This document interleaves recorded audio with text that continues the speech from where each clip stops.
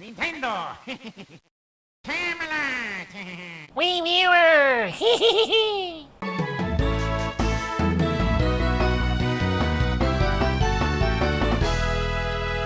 Mario Tennis Power Tour is the Game Boy Advance version of the popular Mario Tennis series. In this series, Mario and his friends get together for a rousing game of tennis. Mario pretty much could do anything, it seems. He's an amateur racer, baseball star, and golf enthusiast, and tennis pro. Is there anything Mario can't do? Well, maybe plumbing, as I've seen the way he does it, and it's wildly inefficient. I know I've said this before, but when are we gonna get Mario football? And I'm not talking about soccer. I'm talking about real American football. I know it's a Japanese company, but let's be real here. The Wii U is only really selling in America. It's time to pander to us a little. I have never played this title before, nor until a couple weeks ago when it was requested by Ace Plays did I even remember that it even existed. I had no idea that this came out for the eShop, but it was there for only $7, so I thought it could be fun. It turned out to be the strangest Mario Tennis game I've ever played. So there's a story, mini games, and exhibition mode. Let's talk about the biggest part of the game, and that's the story mode. Is it the epic story of how an overweight, out-of-shape, jack-of-all-trades Mario became the greatest tennis player of all time? No, it's about two kids who are at a tennis camp, and they have to rise through the ranks so they can play in a flower tournament in order to play the mass players. So you might be asking, are these the kid versions of Mario and Luigi? And is this a childhood memory? No, get that thought way out of your mind. In fact, get any thoughts of Mario out of your mind. He and his friends are an afterthought of this game. In the beginning, it really does kind of start out with a Harry Pottish type of he who must not be named when it came to them. I'm not kidding. I did not see anyone from the Mushroom Kingdom until about 3 or 4 hours into the story. That's how uninvolved the Mario crew is in the story in this game. It was so odd. The closest thing you're going to get to see to Mario in this game early on is this painting on the wall. Why are they calling this Mario Tennis? Shouldn't it be called, Tennis Camp Power Tour with special guest star Mario and friends? Imagine if Kirby wasn't in Kirby 64 and it was just some random character called, Murby, who sucks in enemies from a different direction. Or like in The Legend of Zelda, where Zelda wasn't the main... wait a minute.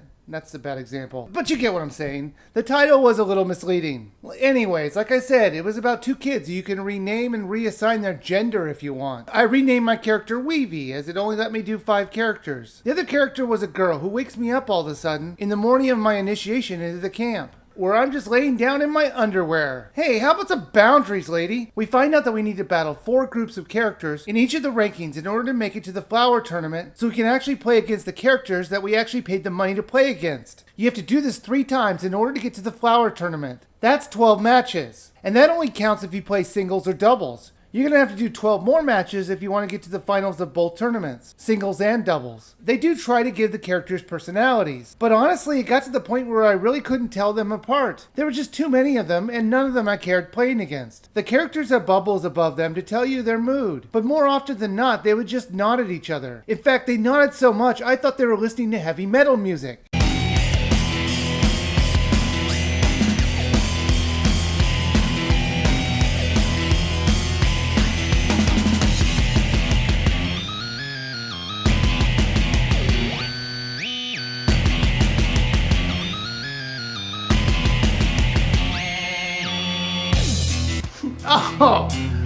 Oh man. Oh, I'm getting such a headache.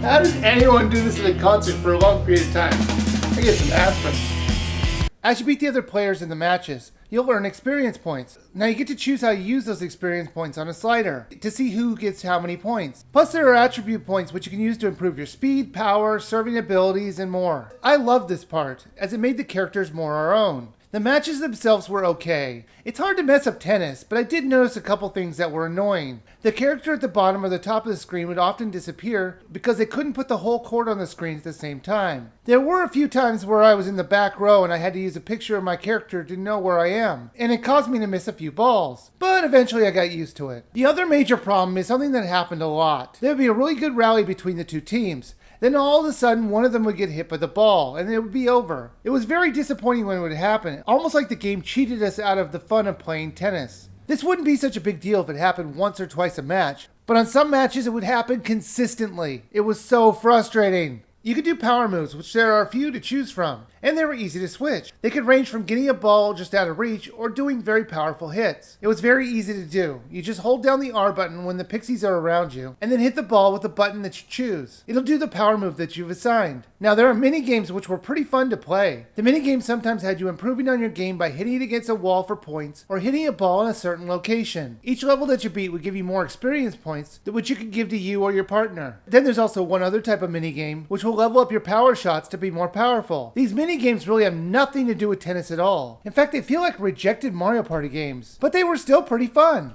Now, as you beat the other players on the teams, they're going to be available to play in the exhibition mode. So you're going to end up unlocking a lot of characters. Unfortunately, none of them you're going to give even a care about. But in the exhibition mode, there's still the normal Mario characters for you to play. So you finally get to play Mario Tennis in the way that you're expecting. Only in exhibition mode, though. There was a very limited selection of the Mushroom Kingdom's finest to pick from. It was very annoying. We had so many unlocked characters that we came across in our matches, but no one we bothered to play. You can unlock some Mario characters, but you have to do it way later in the story mode. Mario Tennis Power Tour is okay. It definitely wasn't what I was expecting. Once I got used to the fact that the Mario crew wasn't going to show up until the very end, but spoilers, but not really, because the game is called Mario Tennis, it wasn't that bad. I got used to it and I kind of sort of liked it at a certain point. Graphically, it looked good for a Game Boy Advance game, as long as you turned on the screen smoothing. The leveling up elements were really good. Playing tennis was fun and the minigames could get really frustratingly exciting, and I mean that in a good way. The title is only $7, and while it wasn't the greatest Mario Tennis game that I played, for the low cost, I would say it's definitely worth a buy. Well, thanks for watching me play some tennis. You should check out my previous review of The Letter